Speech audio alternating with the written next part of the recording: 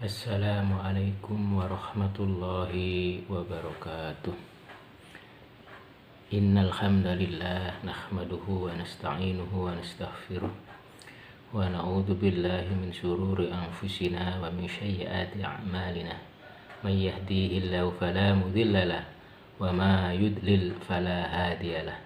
Asyhadu an la ilaha illallah wahdahu la syarika lah wa asyhadu anna Muhammadan abduhu wa rasuluh la nabiyya ba'dah. Allahumma sholli wa sallim wa barik ala Muhammad wa ala alihi wa ashabihi wa man tabi'ahum bi ihsani ila yaumil qiyamah. Amma ba'du. Para jamaah yang dimuliakan oleh Allah Subhanahu wa taala, marilah kita bersyukur kepada Allah Subhanahu wa taala karena sudah begitu banyak rahmat, nikmat dan hidayah yang telah diberikan kepada kita sehingga kita bisa berada di majelis ilmu yang mulia ini tanpa suatu halangan apapun yang merintanginya. Sholawat serta salam mudah-mudahan tetap tercurah kepada junjungan Nabi besar kita Muhammad Sallallahu Alaihi Wasallam. Para jamaah yang dimuliakan oleh Allah Subhanahu Wa Taala, pada pertemuan kali ini kita akan melanjutkan ngaji kitab Bulughul Maram, masih dalam bab mandi dan hukum janabat atau junub, mandi junub. Kemarin sampai dengan hadis Abi Sa'id Al-Khudri yang menjelaskan tentang apabila pasangan suami istri berjima kemudian ingin mengulang lagi, maka disunnahkan untuk berwudu, karena dengan berwudu maka fa'innahu ansatu lil audi, dengan berwudu maka wudu itu dapat menggiatkan atau memberi semangat untuk mengulangi berjima. Hadis ini hadis riwayat Muslim. Kemudian hadis berikutnya walil arba'ati, dan untuk imam 4, an Aisyah, dari Aisyah radhiyallahu, semoga meridhoi Allah anha, dari Aisyah, qalat, berkata Aisyah, kana adalah Rasulullah sallallahu alaihi wasallam yanamu, tidur, wahwa junubun, dan beliau dalam keadaan junub, min ghairi ayyamassah, dari selain menyentuh ma'an, air, wahwa, dan hadis maklul atau hadis mu'allal, hadis yang cacat, termasuk dalam kategori hadis dhaif sehingga tidak bisa diamalkan. Biasanya Nabi Shallallahu Alaihi Wasallam setelah berjima kemudian beliau berwudu kemudian tidur. Hadis ini menjelaskan kebalikannya, bahwa Nabi Shallallahu Alaihi Wasallam pernah setelah berjima dengan salah satu istrinya, beliau tidak berwudu, masih dalam keadaan junub beliau tidur.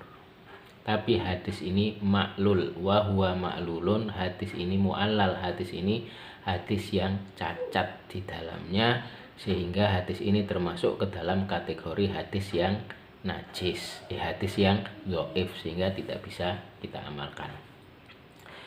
Hadis yang berikutnya wa an Aisyah, dan dari Aisyah radhiyallahu, semoga meridhoi Allah anha, dari Aisyah, qalat, berkata Aisyah, kana adalah Rasulullah sallallahu alaihi wasallam idza tasala, apabila mandi Nabi, minal janabati, dari mandi janabat, yabda'u, memulai Nabi fayahsilu, maka membasuh Nabi yadaihi, kedua tangannya, tsumma yufrihu, kemudian menuangkan Nabi biyaminihi, dengan tangan yang kanannya, ala shimalihi, atas tangan yang kirinya. Fayahtasilu, maka mencuci Nabi farjahu, akan farjihnya atau kemaluannya, summa yatawaddau, kemudian berwudu Nabi, summa yakhudu, kemudian Nabi mengambil al-ma'a, akan air, fayudkhilu, maka memasukkan Nabi asobi'ahu, akan jari jemarinya Nabi, fi usulis sa'ari, di dalam pokok rambutnya, pangkal rambutnya, sampai ke akar-akarnya, sampai menyentuh kulitnya. Summa khafana, kemudian menyiram Nabi ala ro'sihi, atas rambutnya atau kepalanya, salasa khafanatin, 3 siraman. Summa afadoh, kemudian meratakan atau menyiramkan Nabi ala sairi jasadihi, atas seluruh anggota tubuhnya. Summa ghosalah, kemudian mencuci Nabi rijlaihi, akan kedua kakinya. Muttafaqun alaih, yaitu hadis riwayat Bukhari dan Muslim. Walafdu, dan lafadz li muslimin, untuk Muslim. Hadis ini menjelaskan atau menerangkan bagaimana tata cara Nabi melakukan mandi janabat atau mandi besar atau mandi junub, atau bilang orang Indonesia mandi besar.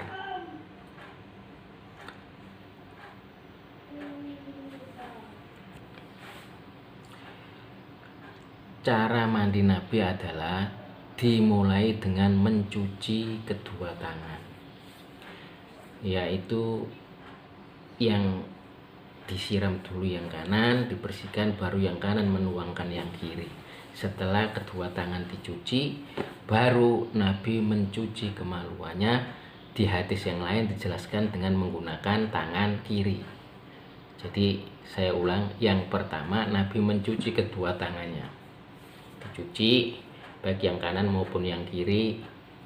Setelah kanan selesai dicuci telapak tangannya, baru kemudian dengan menggunakan tangan kanan mencuci telapak tangan yang kiri. Setelah mencuci kedua tangan, yang kedua adalah mencuci farji atau kemaluan.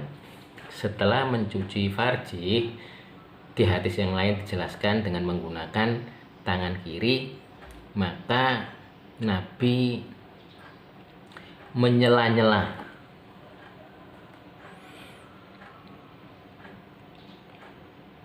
summa yatawaddo, kemudian Nabi berwudu seperti wudunya orang sholat. Jadi yang pertama mencuci kedua telapak tangan, yang kedua mencuci farji dengan tangan kiri, yang ketiga berwudu seperti wudunya orang sholat. Kemudian yang selanjutnya Nabi menyela-nyela, memasukkan jari jemarinya, fayudkhilu asobi'ahu fi usuli sya'ri, yaitu Nabi menyela-nyela begini sampai ke akar atau pangkal rambut. Setelah itu summa khafana ala ro'si salasata khafanatin, Nabi menyiram 3 siraman di kepalanya, di rambutnya, sampai betul-betul ini tersiram semua. Jadi memastikan, makanya tadi di sela-sela begini dimasukkan sampai ke pangkal usuli rosi, usuli sa'ari, yaitu sampai ke pangkal rambut, kemudian disiram dengan 3 siraman atau 3 gayung. Setelah itu Nabi baru meratakan seperti orang mandi ke seluruh tubuh. Setelah itu baru, setelah selesai mandinya, baru Nabi mencuci kakinya, yaitu kanan, dimulai dari yang kanan kemudian yang kiri. Demikianlah cara wudhu Nabi Muhammad SAW, atau cara Nabi Shallallahu Alaihi Wasallam mandi janabah. Kemudian dilanjutkan dengan hadis selanjutnya, walahuma, dan untuk keduanya, min hadis Maimunah, dari hadis Maimunah, summa afrogho, kemudian beliau menuangkan ala farjihi, atas farjinya atau kemaluannya, wa ghosalahu, dan mencucinya, wa ghosala, dan mencuci Nabi, wa akan farji bisimalihi, dengan tangan kirinya. Tadi sudah saya singgung bahwa ketika mencuci farji atau kemaluannya, Nabi menggunakan tangan yang kiri. Tsumma doroba, kemudian Nabi menggosok biha, dengan tangan, al-ardo,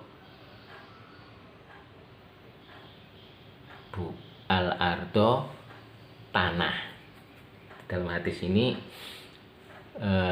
setelah Nabi mencuci kemaluannya dengan tangan kiri, kemudian Nabi menggosokkan tangannya ke tanah. Wa fi riwayatin, dan di dalam riwayat, famasaha, maka menggosok Nabi akan tangan biturob, wa fi akhirihi, dan di dalam akhirnya riwayat, tsumma ata, itu kemudian memberi saya akan Nabi bil mindili, dengan handuk, faroda, maka menolak Nabi akan handuk, wa fi, dan di dalam riwayat, waja'ala, dan menjadikan Nabi yang kudul ma'ah, yang kudu mengkibaskan alma, akan air, biadihi, dengan tangannya. Di dalam riwayat yang diceritakan Maimunah ini, bahwa pada akhir Nabi mandi, Nabi diberi oleh Maimunah handuk, tetapi Nabi menolak. Kemudian Nabi membersihkan airnya dengan mengibas-ibaskan menggunakan tangan. Saya ulang lagi bahwa tata cara Nabi mandi junub adalah, yang pertama, Nabi mencuci kedua telapak tangan. Kemudian yang kedua, Nabi membersihkan atau mencuci farji atau kemaluannya dengan menggunakan tangan kiri. Di riwayat yang lain, setelah mencuci, kemudian tangannya, setelah mencuci farji, tangannya digosok-gosokkan ke tanah. Kalau sekarang ya disabun, menggunakan sabun. Setelah mencuci kemaluan menggunakan tangan kiri dengan menggunakan sabun, kemudian Nabi Shallallahu Alaihi Wasallam berwudu seperti wudunya orang sholat. Setelah berwudu, kemudian Nabi memasukkan jari jemarinya ke pangkal rambut sampai ke akar-akar rambut supaya merata. Setelah itu baru disiram 3 kali cidukan kepalanya atau rambutnya. Baru yang selanjutnya adalah menyiramkan seluruh air ke seluruh anggota tubuh seperti orang mandi. Setelah harus dipastikan rata, tidak ada yang ketinggalan kulitnya, baik rambut maupun kulitnya, semuanya rata.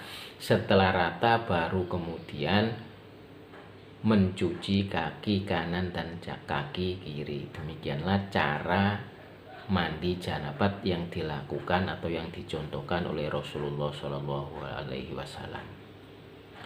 Wa an Ummi Salamah, dan dari Ummi Salamah radhiya, semoga meridhoi Allah Ta'ala, maha tinggi Allah, anha, dari Ummi Salamah, qalat, berkata Ummi Salamah, qultu, adalah saya, ya Rasulullah, wahai Rasulullah, ini sesungguhnya saya, qultu, berkata saya, ya Rasulullah, wahai Rasulullah, ini sesungguhnya saya, imro'atun, seorang perempuan, asyaddu syarorosyih, yang lebat rambut kepalaku, afa angkudu, apakah saya harus melepas, mengurai, akan rambut, lihuslil janabati, untuk mandi janabat, wa fi riwayatin, dan di dalam riwayat, wal haidoti, dan untuk mandi haid. Qala bersabda Nabi, la innama yakfi, sesungguhnya cukup ki akan kamu, antahfi, bahwa menciduk kamu, ala roksiki, atas kepalamu, salasa hasayatin, 3 kali cidukan. Hadis ini menceritakan bahwa perempuan yang rambutnya lebat atau mungkin disanggul tidak perlu dilepas, cukup seperti laki-laki tadi disiram 3 kali. Tapi tetap menyela-nyela, jari jemarinya menyela-nyela sampai ke pangkal rambut sehingga terkena kulitnya, kulit rambut, karena setiap rambut dan kulit adalah janabat, wajib dimandiin mandi janabat. Hadis rawahu Muslim, hadis ini adalah riwayat Muslim. Wa an Aisyah, dan dari Aisyah radhiyallahu, semoga meridhoi Allah anha, dari Aisyah, qalat berkata Aisyah, qala bersabda Rasulullah sallallahu alaihi wasallam, ini sesungguhnya saya, la uhillu, tidak diperbolehkan atau tidak dihalalkan, al masjid, akan masjid, lihaidin, untuk haid, wala junubin, dan juga junub, yang sedang junub. Rawi telah meriwayatkan huwa akan hadis Abu Dawud, wasohaha, dan mensahihkan huwa akan hadis Ibnu Huzaimah.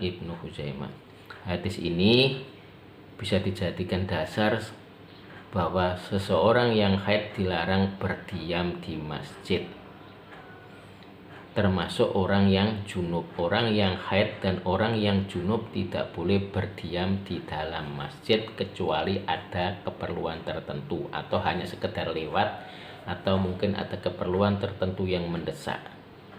Tetapi selain itu, misalnya untuk iktikaf atau di dalam masjid, maka tidak dibolehkan berdasarkan hadis Aisyah ini.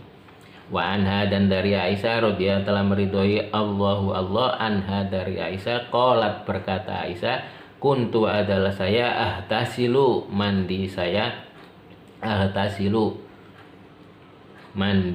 ana saya, wa rasulu, dan Rasul sallallahu alaihi wasallam, min inain, di dalam bejana, wahidin, yang satu, tahtalifu, saling menyelisihi atau saling bergantian, aidina, tangan-tangan kami, fihi, di dalam ina atau bejana, minal janabati, dari mandi junub.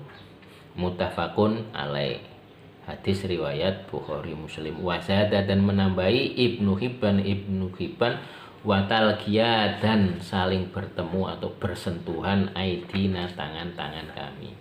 Hadis ini bisa dijadikan dasar bahwa suami istri boleh mandi junub bersamaan dalam satu bejana, meskipun saling bersentuhan tangan atau saling bersentuhan anggota tubuh. Wa an Abi Hurairah, dan dari Abi Hurairah radhiyallahu, semoga meridhoi Allah anhu, dari Abu Hurairah, qala berkata Abu Hurairah, qala bersabda Rasulullah sallallahu alaihi wasallam, inna tahta kulli sya'aratin, sesungguhnya di bawah tiap-tiap rambut, janabatan,